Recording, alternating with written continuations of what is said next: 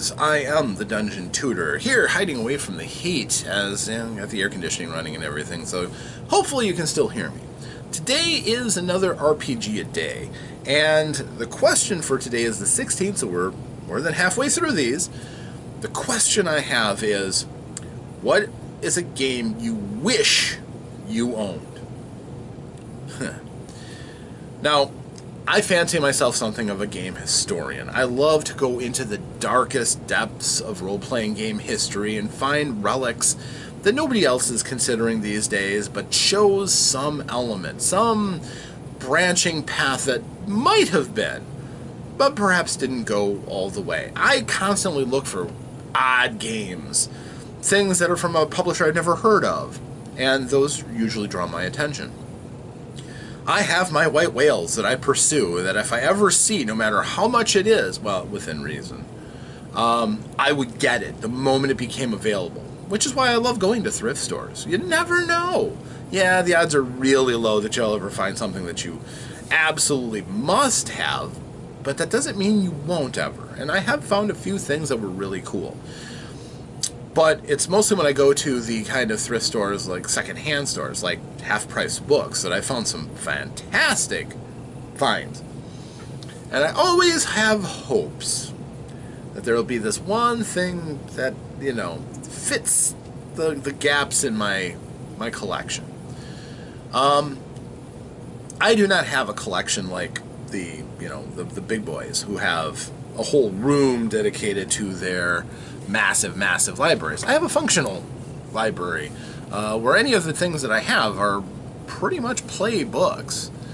But still, there are some things that I wouldn't mind having. Obviously, as a gaming historian, I would love to have a copy, for instance, of the brown box Dungeons & Dragons, the very first printings of the very first role-playing game. Although every once in a while I hear somebody debate that D&D was actually the first one. There was a confluence of a couple of people who were coming out with games around the same time that could have been charitably called role-playing games. And I have one person who insists that they came out with theirs at exactly the same time as Dungeons & Dragons. There are a lot of elements to the game that are very similar. We'll just say that. I don't know that I ever trusted that statement, but still. I would love a copy of the brown box. Absolutely. Even though the white box is the same game, it wasn't done with the same font. I don't know, actually I think it was done with the same font. But there were tells. There were ways of telling what edition you had, and yes, I have seen a copy of the brown box. And yeah, it's primitive and sketchy. But that's how they made it. And yeah, having a copy of the first game that came out would be awesome. I'll settle myself for the white box in PDF form, although I wouldn't mind having the white box in physical form. I put a high value on having physical copies rather than just digital, but, you know, we do what we must, and, $10 a book versus $150 a book. Not too hard to figure out which one I'm going to go with most of the time. Although, if the right intersection ever comes, maybe I would score myself one of those white boxes from days gone by. Oh, and I'm not impressed with, if Wizards of the Coast tries to put out a $500 to $1,000 memorial box set of the original rules. No, it doesn't have the same cachet. You're just printing stuff out at this point, just trying to make more money. Which, can't begrudge them, they're a business, but still. So that's one that I would love to have, absolutely love to have, would be in a cherished spot in my collection forevermore. But it's not the most practical. Honestly, I would be hard-pressed finding games that I'm less interested in running for anything more than novelty than original Dungeons & Dragons, using the chainmail rules, and I will do it someday. I absolutely, totally will, but it'll be a one-shot, just to say that I've done it. I have no interest because, honestly, there's a lot of evolution that's gone on in games. Looking at that game, I'm not all that interested in it, honestly. I'm not a war gamer, and that was a war game wearing the earliest trappings of role-playing games.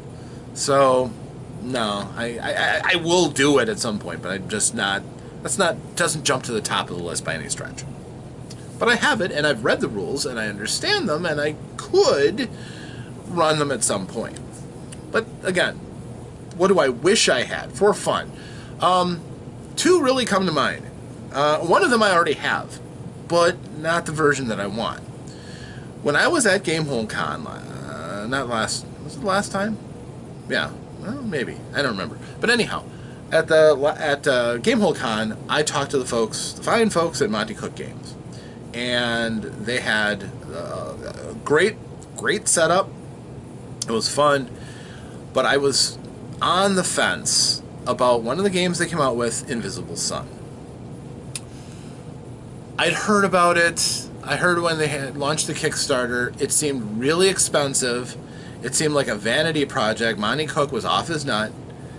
And I didn't even really consider it very strongly. I wanted it, of course. I want every role-playing game, but I didn't back that Kickstarter. Turns out that after that, they didn't make a lot of them. They were expensive to make for the Invisible Sun set called the Black Cube, which all came in a nice cardboard black cube, and you'd open it up, and there would be the books inside and lots of stuff. Lots of extra props and things for this game. Which, again, kind of turned me off a little bit because, yeah, it's all this frou-frou, but how much actual game content is there? Turns out there's quite a lot. Turns out I really wish I'd have backed that Kickstarter back in the day. Can't go back in time, though. Not the same way I found out.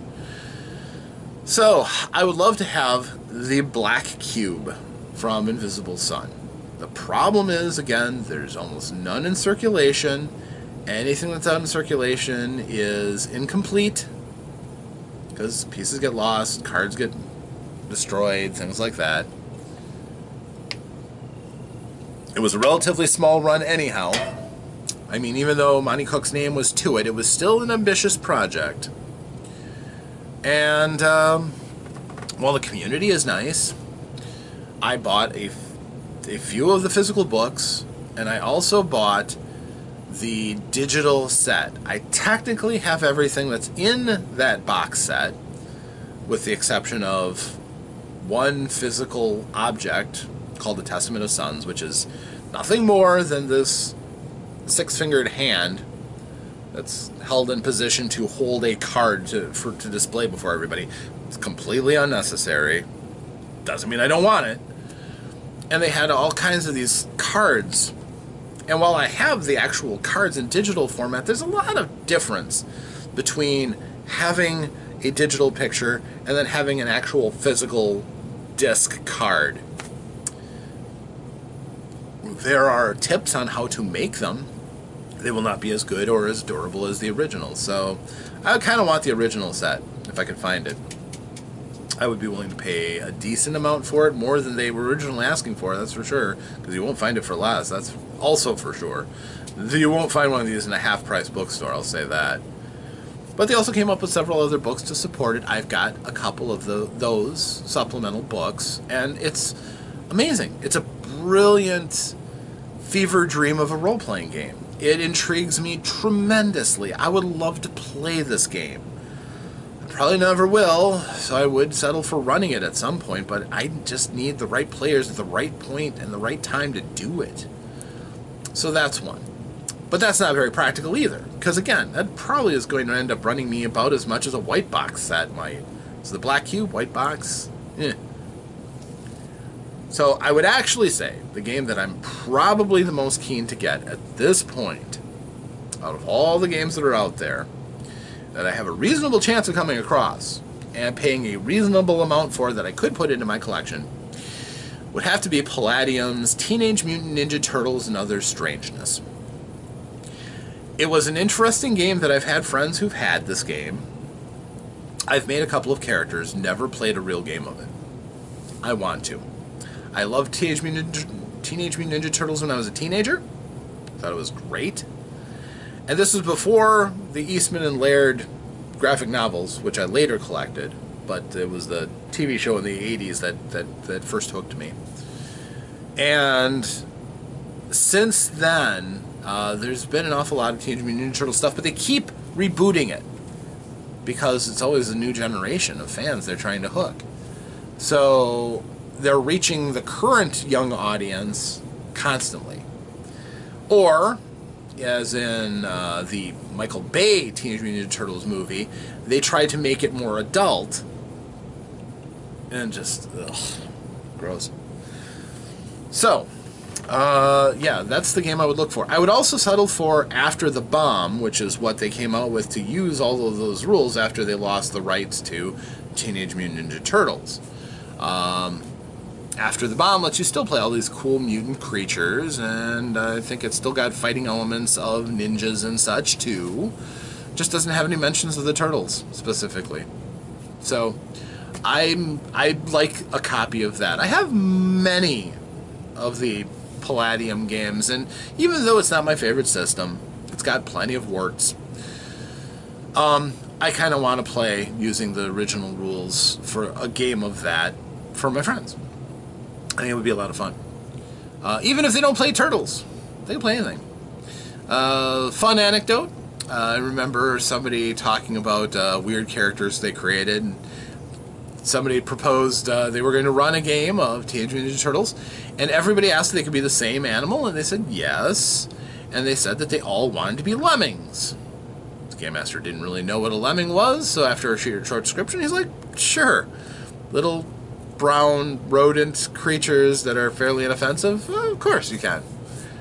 So they laid out the situation. The group all said, okay, we're going to go to the highest tower in town, skyscraper.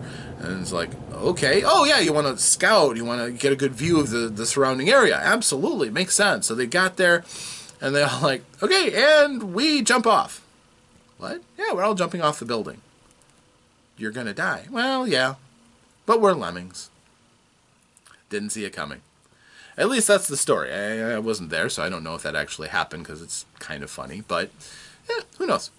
Anyhow, I am the Dungeon Tutor. Thank you for joining me today. And I hope you got something out of this, knowing about my wishes and dreams, such as they are. And yes, if any of you happen to have a brown box D&D set that you're willing to let go for really cheap, or any of those other sets, I'm interested. We'll talk. But, yeah. If you enjoyed this, I've got plenty of other videos. Feel free to like and subscribe if you want. Notify yourself of my future videos if you'd like. I've got plenty of other days left in August to talk. And I hope that if you do come back, and I do hope you come back, I really do, you have had the opportunity from then to now to you yourself roll some dice, play some games, have some fun, but stay safe out there, my friends. Until next time, farewell.